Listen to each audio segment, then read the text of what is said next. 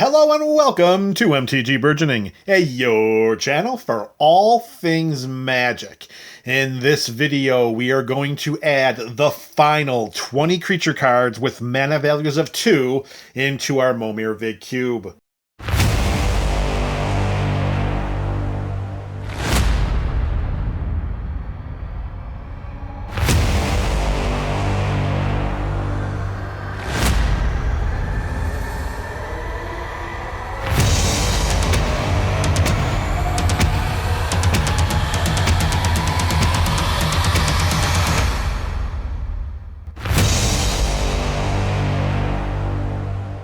Greetings and salutations to the MTG BC. You are the MTG Burgeoning community. Welcome back to another installment of our soon-to-be-ending Momir Vig Cube Series. If you are unfamiliar with the goals or purpose of this series, or you would just like a refresher, you can skulk around in the description below to find the link to MTG Burgeoning's introduction to the Momir Vig Cube. And while you're down there skulking away in the description, you can also click the link to Cube Cobra, where you can see the entire contents of the cube as it stands right now. So here we go, folks. It's the last 20 creature cards with mana values of 2, and our first creature of the video is Void Stalker. It's a 2/1 elemental. We can pay 2 and a blue mana and tap it to put Void Stalker and target creature on top of their owner's libraries, and then those players shuffle their libraries. This could be a very, very powerful ability, because if we remember, all creatures summoned from the Momir Vig Cube are token copies of the creature. So by having token creatures leave the battlefield, they then cease to exist. So in a format like Momir Vig, where there are no instant or sorcery spells, any form of removal is very valuable, and Void Stalker has the ability to get rid of a creature much more powerful than itself. Creature number 2 is a colorless edition. It is Walking Atlas. It's a 1/1 construct that we can tap to put a land card from our hand onto the battlefield. This could be very valuable, particularly if we want to ramp ahead of our opponents and start summoning creatures from the cube way ahead of curve. Walking Atlas is one of the creatures that can help us do that. All right, so strap in the feed bag, folks, because here comes a run of walls. We have Wall of Mist. It's a 0/5. That is all. After the Wall of Mist, we have Wall of Omens. It's a 0/4, but when it ETBs, we draw a card. The next wall up is Wall of Razors. It's 4/1, and it has First Strike. So that is a pretty valuable wall right there. There are not going to be many ground walkers in the early to mid game that are going to make it through our defenses with a 4/1 first striking wall. Next up, we have Wall of Tanglecord, a 0/6. We can pay a green mana to give it reach until end of turn, but of course we're going to need the forests to do so, so make sure you diversify that basic land library. And closing out our run of walls is Wall of Tears. If Wall of Tears blocks any creatures, return each of those creatures to their owner's hand at the end of combat. Please keep in mind what we mentioned earlier when we were talking about Void Stalker. Any creature in Momir Vig that leaves the battlefield ceases to exist. So if Wall of Tears blocks one of those creatures, they're returned to their opponent's hand and they cease to exist. All right, moving back to our non-wall creatures, we have our first mono black edition. It is Wanted Scoundrels, a 4/3 human pirate that when it dies, target opponent creates 2 colorless treasure artifact tokens. That may not be worth it, but think of it like this, folks. We're getting a 4/3 on turn 2 for only 2 mana. If it ends up dying, then we accelerate one of our opponents that turn with 2 treasures, and we're just going to have to go with it from there. All right, we're going back to mono blue, and this time it is Warkite Marauder, a 2/1 human pirate with flying, and whenever it attacks, target creature defending player controls loses all abilities and has base power and toughness 0/1 until end of turn.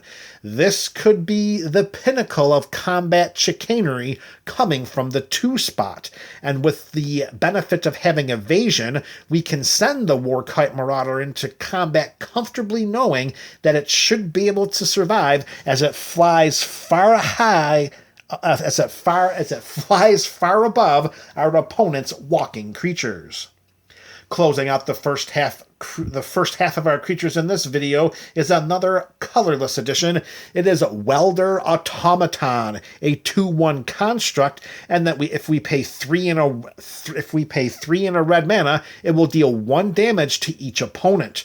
Now that might seem like it's a pretty pricey for an activated ability that only does 1 damage to each opponent, but in the mid to late game, when the life totals are down and we have an effect that can deal damage to each of our opponents without having to participate in combat, I think we take that ability, and the only thing holding us back is if we don't have that red mana. All right, next creature up, it's another flyer. It is Welkin Tern, a 2/1 bird that can only block creatures with flying. Flying creatures are very, very valuable in this type of format, so if we've got them, we're most likely not going to block with them. We're sending them into combats over and over and over again. Our next creature is a mono green edition. It is Whirling Dervish, a 1/1 dervish that has protection from black. Again, we can't guarantee that our opponents will have black creatures on their side of the battlefield because every single creature is summoned randomly through the cube, but the protection from black is a very nice benefit. If Whirling Dervish damages any opponent, we put a +1/+1 counter on it at the end of the turn. That could lead to some peripheral +1/+1 counter benefits. Hopefully we have some opponents that like to get those black creatures on their side of the battlefield. Speaking of protection from black, we've got the classic White Knight, a 2/2 with the aforementioned protection from black, but it also has first strike. Next up is another mono green edition. This time it is the Wildborn Preserver. It's a 2/2 elf archer. We ignore the flash mechanic because, again, in Momir Vig, creatures are only summoned randomly and only at sorcery speed once per turn. It does have reach, and whenever another non-human creature enters the battlefield under our control, we may pay X, and when we do, we put X +1/+1 counters on Wildborn Preserver. That could be a very, very beneficial ability for us. It would be even better if we had some way to give that creature evasion.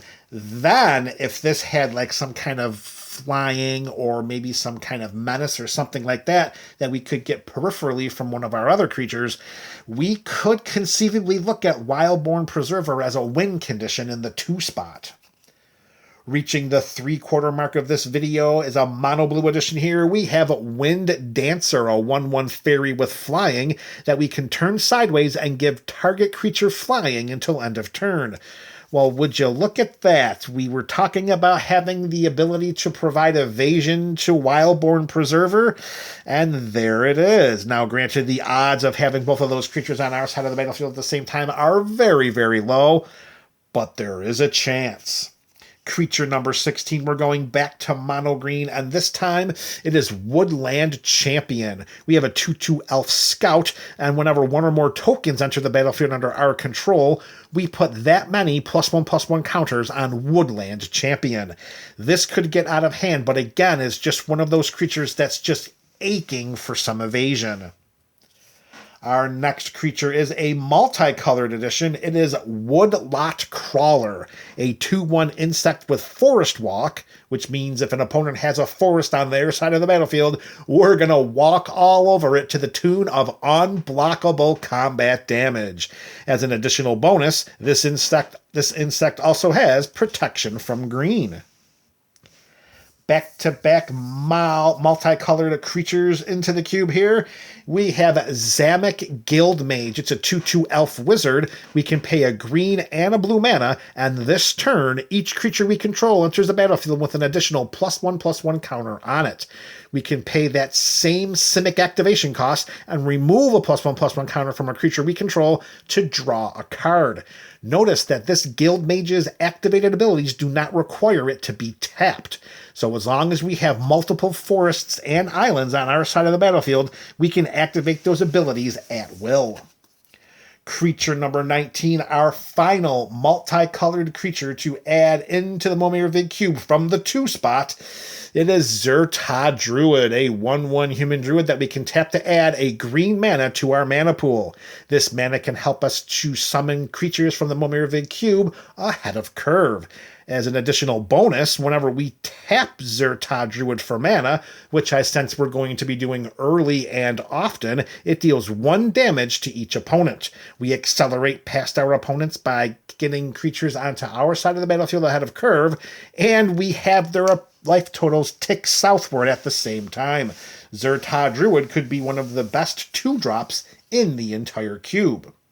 Rounding out this video, the 200th and final creature with a converted mana cost of 2 going into the cube.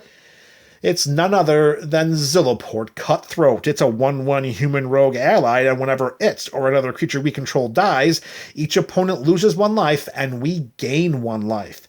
That global life drain ability should not be overlooked, because in a format like Momir Vig, where everything is driven by combat damage and each player starts the game with only 24 life, any abilities like that can tip the game into our favor.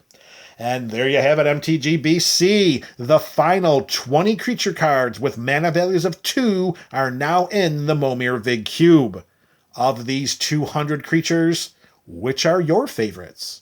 This is MTG Burgeoning, your channel for all things Magic.